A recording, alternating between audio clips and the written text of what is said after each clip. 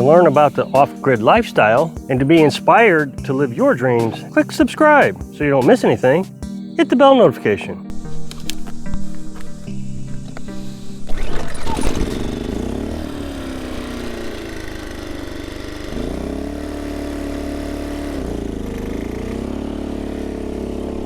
I said this before, that generator is black, so when the sun hits on it, it gets a vapor lock on it, then shuts down. The vapor lock is in the gas line, so what is happening is it gets so hot inside the generator that the gas turns into vapor.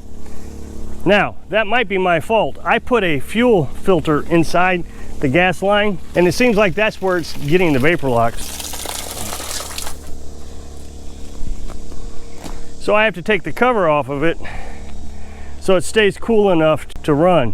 But I'd rather have the fuel filter on there in case something gets in the line. That way I don't have to tear the carburetor apart to clean it. Filling the water tank, I do this every day. I'll tell you, if you do live off grid, decide to live off grid, and you have a limited amount of water, on days that you do canning, you use a lot of water. We probably use 2 days worth of water in one day canning. And the reason is I mean, you got lots of dishes to do, you got to fill your jars, or just you're sanitizing everything. On the days you decide to can, you're going to want to make sure you got a stockpile of water. So today I thought I would just kind of talk to you about different odds and ends, and I'd like for you to stay to the end of this video because I got some really cool stuff I'd want to show you that was kind of spooky and scary at the same time. I had a spider in here, Missouri tarantula. They're only found in southern Missouri. And she had an egg sac, but for the last 2 or 3 days I haven't seen her, so I don't know where she went. I don't get a chance to do a lot of this and that, talk about different subjects. I try to keep my videos very specific to a subject line. I do a lot of question and answer videos, but very rarely do I just kind of talk about what's going on. These battery chargers is something I wanted to talk to you about today. These car battery chargers. I've owned 2 different kinds. I've owned a Stanley, and you buy them at Walmart. I mean, they're relatively cheap. I guess I can't make a lot of excuses. And then I've owned this Black & Decker, and they're both basically the same. Both of them only lasted about a year. They're $50. I think the Stanley was actually more than that. So we had that when we were nomads, the Stanley. Bought that, I think, in the summer before we moved onto the property. And we didn't run it that much, maybe just during the summer. And then during the winter months, we were at Mom's house, and we were down in Texas at these free campsites that had free electric. So we didn't use it that much. And then we came back onto this property and we started using it again. It only lasted a few months before it just stopped working. I've had this one an entire year, and I really don't think I used it hardly at all in comparison. And it burned up today. Now I will admit, I ran it yesterday because the refrigerator was running quite a bit. I'll explain that in a minute. And it was really hot in the camper, so that heat might have something to do with it. But you would think that a mechanic might buy one of these and uses them all the time in his shop. So be aware of that. You may want to get a high quality battery charger, but I don't know. I was going to go buy a more expensive one today, and I decided no, I don't know if it would last any longer. So I decided to go ahead and get the $50 one, and it was going to be here tomorrow, so that helps. The reason the refrigerator has been running so much is normally what I do is when we buy food, meat, we buy thawed out meat, and then we put it in the freezer. We pack the freezer completely full, and we do that in the morning. And then what I do is I turn the refrigerator all the way up, as high as it will go. And so it runs all day, it doesn't shut off. And right before the sun goes down, I turn the refrigerator back down to about 2, 1.5, and it shuts off. Then I can get through the night without it running a lot on the batteries, because the batteries wouldn't be able to pull that much energy all night long. Well, the other day we went shopping and we bought these meat logs. So yesterday's video I showed you that we canned one of these meat logs and we put it in the fridge. The problem with that is the top shelf of the refrigerator freezes up when I turn the refrigerator up all the way. So having that meat log on the top shelf of the refrigerator, and it didn't fit anywhere else, I mean, it's just a small refrigerator, I was worried that that meat was going to freeze, and of course then the next day we would have to can it, frozen meat, and I didn't want to do that. So I just left it at 2 or 1.5 or 2 and hoped for the best. Well, I wasn't successful. Sure enough, at nighttime it ran quite a bit. Of course, it's quite hot out today, this week. So when I got up, the battery was really low. You don't want your battery to get down below 12.3 volts. And it was at 12.1. So I decided I was going to run the battery charger to maintain my battery. I needed to fix it. So once again, it proves the batteries are just not going to make it through the night. Now I could get more batteries, and we've talked about that, but normally I've got this all figured out. So right now I'm filling Carolyn's wash machine. She uses a plunger to do laundry. And what she's been doing is kind of cycling back and forth. So she just got all the laundry hung up and drained this out. So I figured while I'm running it, I'll go ahead and fill up all the tanks of water.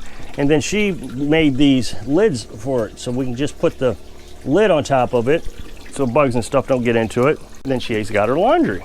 So I went ahead and filled the chicken water up while I was at it. Give them some cold water on these hot days. We've gotten accustomed to having mild temperatures this summer, and all of a sudden it heated up and we're up in the 90s. Amazingly, it's going to drop back down this weekend, I guess. It's going to get down into the 80s, so that's great. I mean, 80s are quite manageable, but I'm quite sweaty just by getting the water for the chickens. A little bit off subject, but not really, considering this is a this or that video.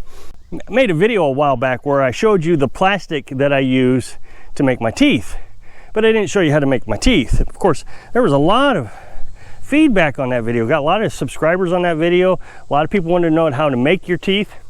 So I had an old video that I cleaned up on how I make my teeth. So it was like a 4.5 minute video. I was surprised how many people unsubscribed from that video. There was a lot. It's always confusing how viewers react to things. I don't know what was so offensive about me making a plastic tooth, but it really upset a lot of people. I want to talk to you a minute just about the solar panels, just for a second or two. Last year, if you were here with me, you will know that I was always messing with them. I was trying to figure out how to keep them cool, and had them laying on the ground. But the biggest problem I was having was keep them connected.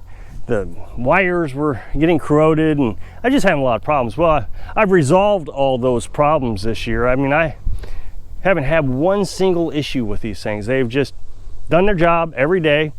So the biggest problem I have with them is the grass. And no, it's not what you're going to think. I forget to come down and pull the weeds. The grass really isn't a big issue as long as I come down once a week and pull the weeds. I know a lot of people think I need to get Roundup and all that.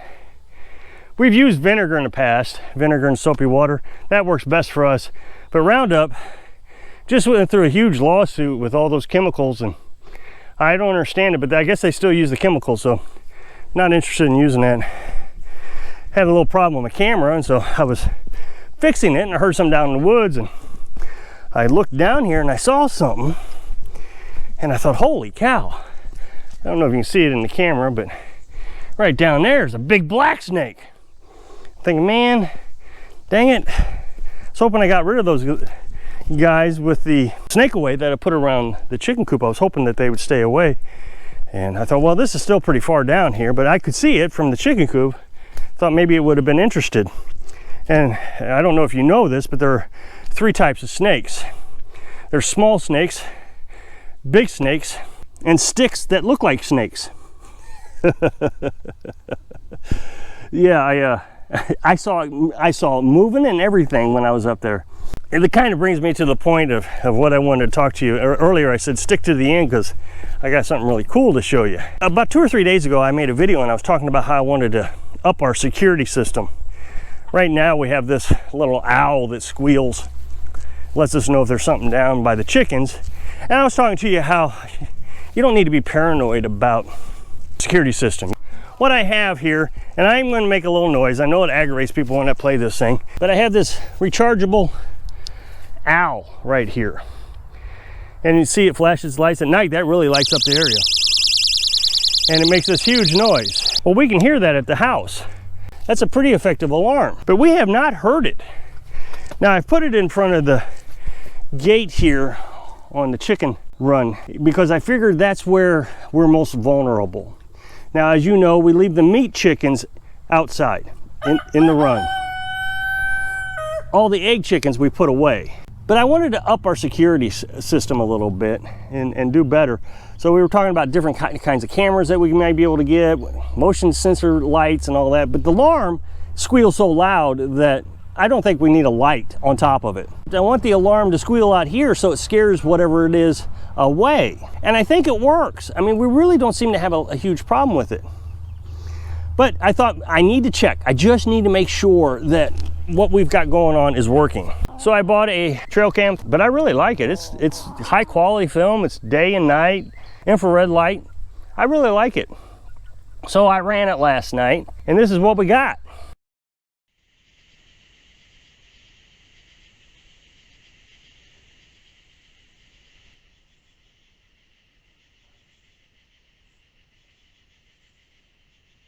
I really thought if we had a raccoon problem, that the raccoons would have already killed our little baby chickens here. And I thought they would get over this, but apparently they decided not to deal with it. And then you saw the possum, and I didn't think possums could climb that well, but I actually read that possums can climb a concrete wall. They're very good climbers. What we're gonna do tonight is we're gonna put the squealer underneath the camera, and we're gonna see if the squealer chases them away. You may have seen the time on the raccoon video. It was midnight, and Carolyn was still awake at that time. Apparently the raccoon did not trigger the alarm because she didn't hear it. If it doesn't, then we're gonna buy humane traps and we'll catch them and we'll take them out of here. So I hope I can inspire you to take care of all your needs when you live your dream. Thanks for watching.